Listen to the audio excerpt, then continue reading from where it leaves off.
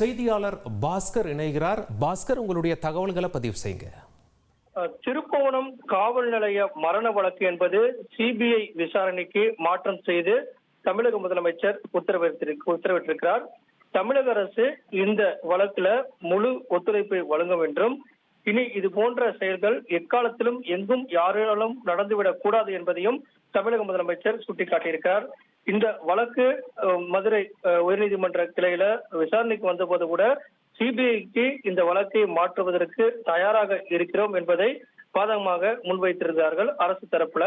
அதை ஏற்று தமிழக முதலமைச்சரும் தற்போது இந்த வழக்கை திருப்புவனம் காவல் நிலைய மரண வழக்கு சிபிஐ விசாரணைக்கு மாற்றம் செய்யப்படுவதாகவும், தமிழக அரசு இந்த வழக்குல முழு ஒத்துழைப்பை வழங்கும் எனும், இனிபோல் இது போன்ற செயல்கள் எக்காலத்திலும் எங்கும் யாராலும் நடந்துவிடக் கூடாது என்பதையெல்லாம் திட்டவட்டமாக தெரிவித்திருக்கிறார்.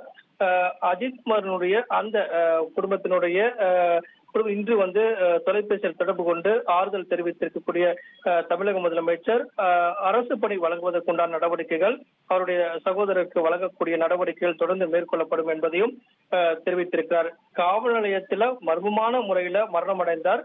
விசாரணையின் போது காவலர்கள் நடத்திய தாக்குதல் தான் அவருடைய மரணத்துக்கு காரணம் என்பதை அறிந்து நான் மிகவும் வேதனையடைந்தேன்.